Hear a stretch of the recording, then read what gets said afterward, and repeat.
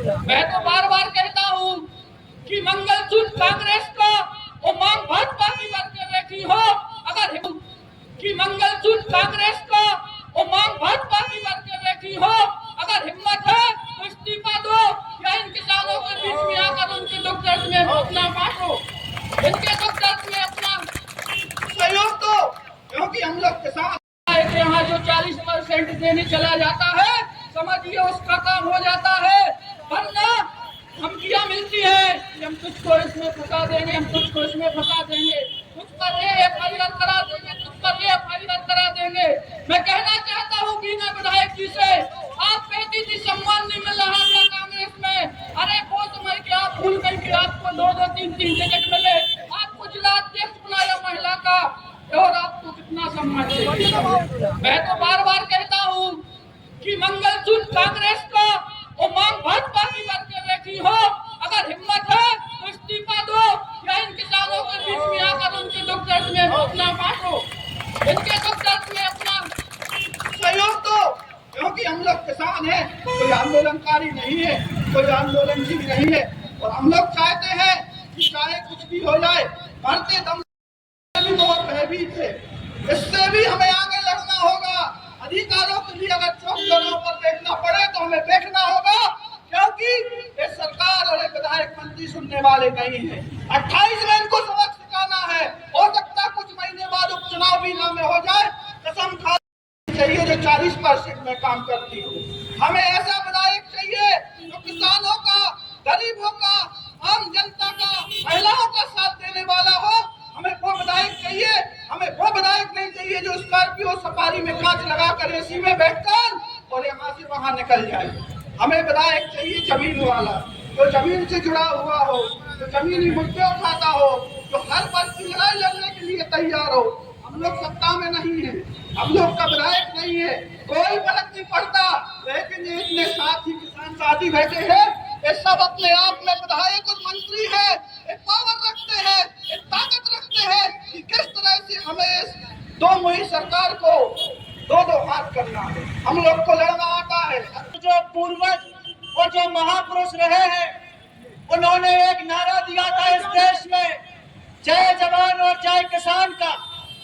और ये नारा सिर्फ राजनीति के लिए नहीं दिया था, ये नारा इसलिए दिया था कि किसान के नाम में भी शान है, किसान के नाम में भी आन है।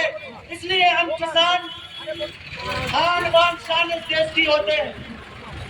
आज हम देखते हैं कि इस देश को किसानों का देश कहा जाता है, उसी देश में आज किसान दर की ठोकरें खाना पड़ रहा है, किसान आत्महत्या कर रहा है, जवान किसानों को मार रहे हैं, किसान जवानों से लड़ रहे हैं। क्या हो गया है इस देश को? जब से भारतीय जनता पार्टी की सरकार इस देश में आई है, जो इस देश के इतिहास में हमने जाना है कि किसान इस देश की रीढ़ की हड्डी होता है। आज उस रीढ़ की हड्डी को तोड़ने बेरोजगार हो रहे हैं, युवा बेरोजगार हो रहा है। परंतु भारतीय जनता पार्टी के नेता, भारतीय जनता पार्टी के सत्ता में बैठे नेता मध्य प्रदेश को खुशहाल बताते हैं। किस तरह से यह प्रदेश खुशहाल है, जहाँ किसान मर रहा है, युवा मर रहा है, महिलाओं पे अत्याचार हो रहे हैं। परंतु आपको केवल राजनीति करने का शौक है। आज बीना की विधायक है, भारतीय जनता पार्टी के और भी सत्ता के लोग इस क्षेत्र में हैं, परंतु क्या उनका दायित्व नहीं बनता था कि वो किसानों की आवाज उठाए? क्या उनका दायित्व नहीं बनता कि वो युवाओं को बेरोजगार देने के अधिकार के लिए आगे आए? क्या उनका दायित्व नहीं बनता कि वो महिलाओं की सुरक्षा के लिए आगे आए? इनका काम केवल सत्ता में बैठकर अपने घर भरने का है, अपने परिजनों के घर भरने का है और अपने रिश्तेदारों के घर भरने का है। बीना की विधायक की बात करें तो इन्होंने कांग्रेस के एक कार्यकर्ताओं के विश्वास को बेचा।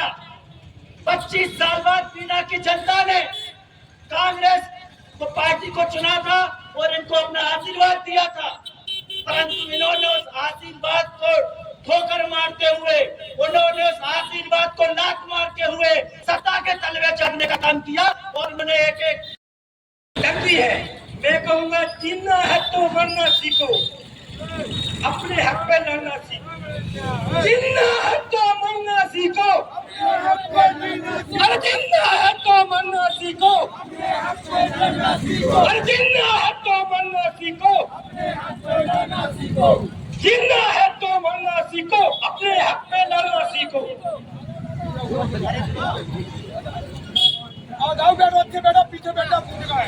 मैं सरकार से अनुरोध करता हूँ कि किसानों की मांग अगर नहीं सुनी गई तो पूरे किसान भोपाल कूच करेंगे और इस सरकार को दिखाएंगे किसानों से टकराना कितना मुश्किल है। जिस किसान ने दिल्ली और भोपाल की सत्ता दी उसी किसान के साथ भारतीय जनता पार्टी का नरेंद्र मोदी मोहन यादव लगातार छल करता जा रहा है। आज अगर किसान का गेहूं 25 रुपए किलो है तो मैं अनुरोध करता हूँ मोदी, अगर तुझमें ताकत है तो काजू का रेट 50 रुपए किलो करके दिखाओ, बादाम का रेट 50 रुपए करके दिखाओ, ताकि हर गरीब के घर में काजू और बादाम पहुंच सके। हर गरीब का बेटा, हर किसान का बेटा काजू और बादाम का स्वाद चख सके और अपने स्वाद ले सके। मैं इस सरकार से कहना चाहता हूँ कि अगर किसानों की गेहूं का रेट 5000 नहीं किया तो इस सरकार को हम मिट्टी में मिला देंगे। जहाँ से RSS पैदा हुई वही हम तो अपना देंगे। जय हिंद, जय भारत, जय किसान, जय कांग्रेस। आज आपने अमृत राय पे धरना प्रदर्शन किया था, क्या मामला है? आज हम लोग अंबेडकर चौराहे पे आए। हमारे पूरे किसान, हमारे बिना क्षेत्र में क्षति हो गई। एक तो पूरी फसल नष्ट हो गई, अति बारिश से, बाढ़ से पूरी फसल नष्ट हो गई और खाद्य व्यवस्था नहीं है, बीमा राशि कमाई, इसलिए विरोध कर रहे हैं। विरोध करने हम लोग आए। सरकार ने अभी तक 1 महीना हो गया, पहला बोला एक बार आंदोलन किया कि हम सर्वे करेंगे, तो सर्वे का कोई हमें समझ में नहीं आई कि इनने सर्वे कैसी करी। अब SDM साहब से बोला कि ले सर्वे तो आपकी हुई है, तो हम लोगों को समझ में नहीं आई अगर सर्वे हुई कैसी। अभी तक कोई गया नहीं है, पटवारी गए नहीं है, तो सर्वे काहे की भाई। और मकान गिर गए, उनकी भी क्षति के लिए आए। तो हम लोग बहुत बड़ा मतलब पूरा किसान आया था, बिना विधानसभा से किसान, हम लोग धरना प्रदर्शन कर रहे थे। इसलिए धरना प्रदर्शन में SDM ने बोला है कि हम फिर से तत्काल अधिकारियों को पहुंचाते हैं, सर्वे करवाते हैं, खाद की व्यवस्था बनवा रहे हैं ऊपर से, जैसे हम तत्काल ऊपर भेज रहे हैं। तो हम लोगों ने ठीक है ना, तो हम लोग अब किसी बख्शेंगे नहीं। सरकार को बिल्कुल उनकी औकात बता देंगे हम लोग सरकार को कि हम किसान कितने पीड़ित हैं। हम किसान इतने पीड़ित हैं कि आज हम लोगों के दिल से पूछो कैसे हमारी बोनी होगी, कैसे क्या करेंगे हमारा किसान। 4 महीना हम तो टोटली किसान बर्बाद हो चुका है। ऐसे ही किसान अपना कार्यक्रम चलते चलते एक दीपा एहरबार हमारी